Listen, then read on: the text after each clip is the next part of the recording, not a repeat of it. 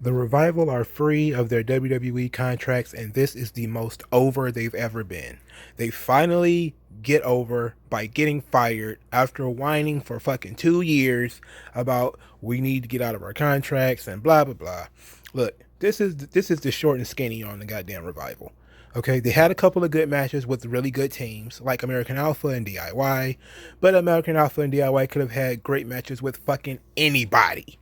Okay, there was a when the audience was small. The audience for NXT is about, let's give or take, 500 people, which is probably pushing it. It's about 500 people. When you go to Raw, where the average audience is over 1,000, so it means just over double the amount of people, it's a completely different audience. What happens in NXT does not translate to what Raw and SmackDown. We've done this dance 100 times over with 1,000 different fucking talents. It doesn't always work. Elias is more over on the main roster than he was in NXT. Everybody hated him. Everybody hated Elias. Now all Elias has to do is play one chord and he can get over in the WWE. The Revival, they can work. They can work as many matches as they want. It does not fucking matter. People do not care about good hands. Okay, they're good hands. What does that mean? What that means is they're good. The guys who can have good matches. It's like, okay, you can be guys who have good matches, but that's it. That's all you are. Sorry, you've been tag team champions multiple times. You're not interesting enough on your own. I get it that there's this the storyline that they've been working with the Young Bucks for the last 2 or 3 years are the reasons anybody cares about this. Okay. And some people like the Cornettes of the world kind of like them because they're real no frills, but ultimately, only reason anyone cares is because the Young Bucks said something about them on Twitter. That's it. That's the source of the Revival being so important in in the wrestling business, and people now pretending like they were the biggest fans of the Revival ever. No, the fact of the matter is the Revival did not have the entertainment factor, which means the ability to cut promos, the personality.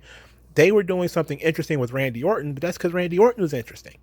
you know Alone, the Revival just did not work. It just does not work. Okay, now this doesn't mean that they have no individual identity. Who is Scott Dawson? Who is Dash Wilder? As a team, they had an identity, but they defined themselves in opposition to other teams. In other words, they had the motto, no flips, just fists, which I actually like. I like that. It's a very old school mentality. But when you're not wrestling teams who do a bunch of flips or have a bunch of character stuff, who are you? How are you defined? How do you define yourself?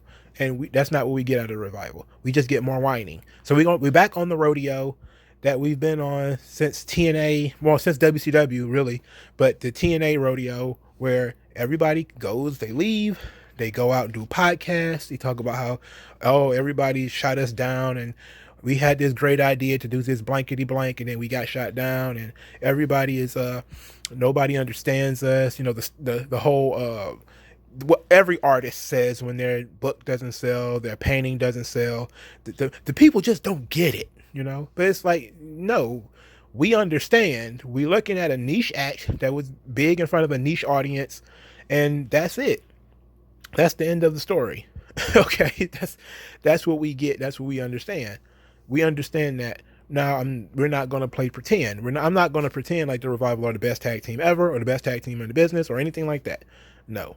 And even in NXT, I don't think they were the best tag team. They were a good tag team. They had good, exciting matches with good, exciting teams, and that was it. They couldn't carry anybody else, So let's not overdo this. Let's not overthink this. But I feel like people are. And then let's talk about the tag team division. What happens? Okay, they go straight to AEW, which they should. That's the smart decision. They go straight to AEW. AEW, if they're smart, they put them immediately with the Young Bucks. Okay? Because just get it out the way. Once that feud happens and that feud is over, then you will see how many people really care about the Revival. Because nobody will give a shit. Okay? People will pretend that they care. But nobody really gives a shit. All right? Because nobody gives a shit about the tag team division in AEW anyway. Where's Private Party? Where the hell they been? Okay? On AEW Dark? Okay? What about Pentagon and Phoenix, they've been doing nothing but being the personal jobbers of the elite. Who cares about them? Where the hell have they been anyway? Okay? There's a lot of teams that are just best friends. All they do is lose. Oh, well, I guess they beat the baby oil guy. That's something, I guess. They beat the baby oil guy. Oh, who cares, man? Like, who cares about any of this shit? You know? And people say, like, oh, the tag teams are going to main event. So? I mean, who cares if they main event? That doesn't mean that they're the focal point. That's because you put you on last. Doesn't mean that you're the focal point of the program. You could get put on last 100 fucking times, and you're still not the focal point or the selling point of the program. It does not matter. Okay, so what they're gonna do? What, a trio of matches with the Young Bucks, and then what? And then what? That's my question. And then what? Then they do what? They wrestle Hangman Page and Kenny Omega. That's your great idea of a tag team division, wrestling two different teams, or I guess they could wrestle three different teams. They wrestle the Mexicans, right? Well, the Lucha Brothers. Remember when Santana and Ortiz were supposed to be the future? They were supposed to be a great hot tag team. What happened to them? They teamed them up with Chris Jericho. What happened to them? Are they on the road to success? No. I think that everybody's overrating everything, and we need to chill, because I'm actually start taking screenshots though, because I want to start shaming people who do this type of two-faced wrestling stuff where they pretend everybody's so great, and then when they're gone, they either stop talking about them, they pretend they never said it, or they say, well, I was never really that big of a fan of them. Blah, blah, blah. No, it's time to start taking screenshots and start saying, hey, remember when you said this guy was the greatest guy of all time? Or this guy was so awesome and WWE doesn't know what they had when they left and they got rid of the Revival? What do they have? What did they have? Because they haven't had it in a long time. So it's not like the shows are less because the Revival is not on them. Okay? It's not like the shows would have been more with the Revival on them. So it doesn't matter to me.